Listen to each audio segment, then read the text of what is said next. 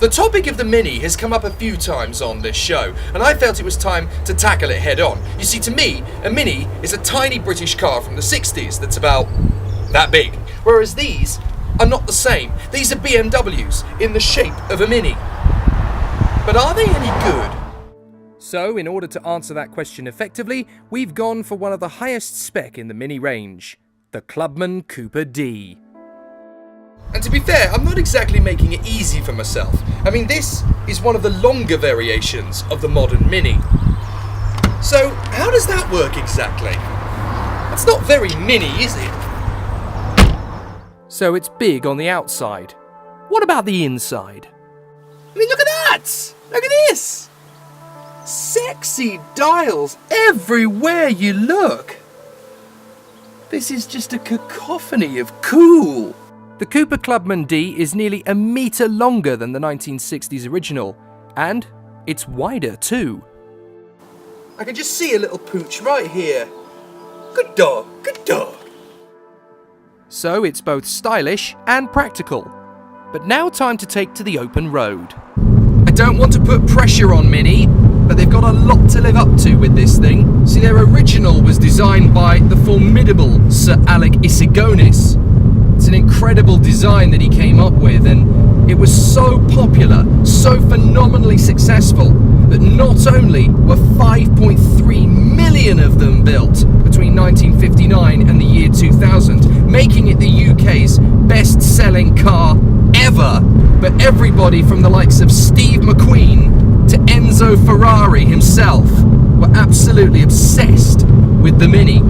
And I'm afraid my negativity towards the modern era of Mini pretty much stems from all of that. Why improve something that doesn't need to be improved? The original was perfect. So why change it? Why update it? See, BMW had acquired this new brand in Mini, and they realised that it was one of the best ways they could really attack the British market. And they weren't wrong. Mini is massive. It's still massive to this day. They stopped production of the old one in October 2000 and started with these ones straight away. And they've been in continuous production for the last 18 years. Remember that I said that the original Mini, they made 5.3 million of them in 40 years. Well, 17 years after they stopped production of the old car, over 3 million of this one, the new generation of Mini, have been built. That's how popular the modern Mini really is. But what I want to know is this a BMW shaped like a Mini, or is this actually a Mini? There's a big difference there. And in terms of the interior, it feels very 60s. Elvis Presley would feel very at home in here.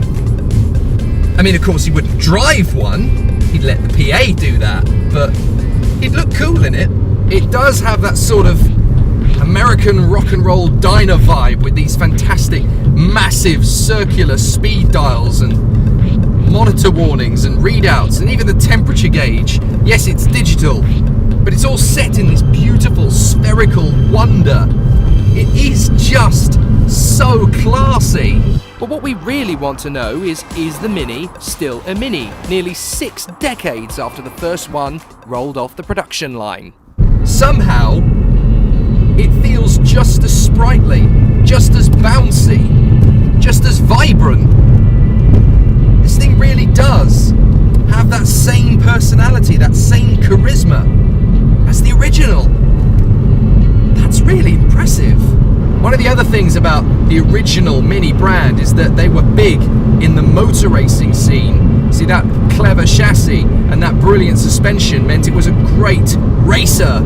It won countless races in the world of British touring cars and a lot of club racing. It was a rally winner. It won the Monty in 65, 66, 67 and 68. I don't care that in 66 the rally was taken off them for a technicality. Stupid French officials claiming it had dodgy headlamps just because they couldn't come up with a better car. They won it 4 times for my money, not 3. And interestingly, all of that heritage of motorsport pedigree has been restored in the new version. We now have the Mini Challenge in the UK. It's one of the most popular racing series in Great Britain. But it doesn't just race in Britain. There's a one-make series for these cars in Germany, Spain, Australia, New Zealand, and Saudi Arabia. Saudi Arabia doesn't do motor racing, and yet there's so many people who want to race this there. They've got their own one-make series of this. The original Mini was one of the world's best rally and rallycross cars ever. Well, ProDrive built the Mini Countryman WRC and kind of picked up where the old Mini left off. And it's been incredibly successful in rallies all over the world. So again, Mini is just doing what it used to do, with a slightly bigger body. It's tubbed up a bit, but ultimately it's still the same experience. They've had to call this one the Clubman, which I'm a little bit irritated by. I'd rather they called it the Traveller or the Countryman. They've deviated away from tradition a little bit, but haven't all of the small cars? The Golf has got a little bit bigger, the Polo's got a bit bigger, the Beetle, the 500. I suppose the Mini kind of had to go along with it as well eventually. It's a 1.6 manual diesel, right? 112 brake horsepower, 122 miles an hour, 0 to 60 in 10.2 seconds. That all sounds relatively average.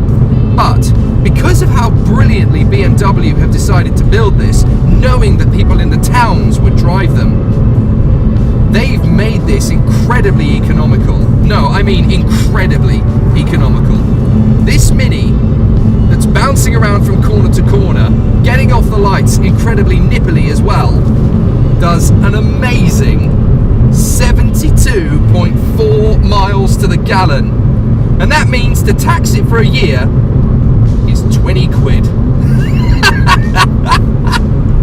Oh, well done. Well done. I'm impressed. And then you've got a capacity when you drop those seats of 930 litres. 930 litres from a Mini! I'll be honest here, I've never liked the idea of a brand new Mini for the 21st century. But have I changed? So what have we learned from this experience? I have to say, I've been very naive. I have been very naive. I automatically assumed that because BMW were getting their hands on a British idea and a British brand name, that they were going to ruin it. The cars are bigger, they're meatier, they're beefier, and I don't really like the external image of it. I prefer the old one. I still prefer the old Mini. But I have to take my hat off to BMW for doing something remarkably intelligent with one of the greatest ideas in automotive history. They haven't improved upon perfection. They've gone in a completely different direction with it. This is a Gucci handbag on wheels, but it's the most useful Gucci handbag on wheels you'll ever own. This is probably the most versatile car I think I've ever driven. I can imagine this being fantastic from town to town. It's great on the fuel economy. It's brilliantly spacious considering what it is. It's not too powerful, but it gives you a little bit of a kick. The steering is so precise. That stereo is magnificent, and you've got USB and aux point connectivity, so you're catered for in every area. There's enough space in the back to pack pretty much anything you want. Students will love it because it looks good and it's functional. There's enough space in the back for your mates as well, so they're not going to get cramped. I can imagine this being great for farmers too, carrying not only their wares but getting the dog out and going for a run. And what I was hoping for more than anything else has become reality. I was really hoping this wouldn't be a BMW shaped like a Mini. And it isn't. It genuinely has its own character. It has its own personality, its own ego. This genuinely does feel like a Mini. So, there you have it. The Mini is still a Mini. All thanks to BMW.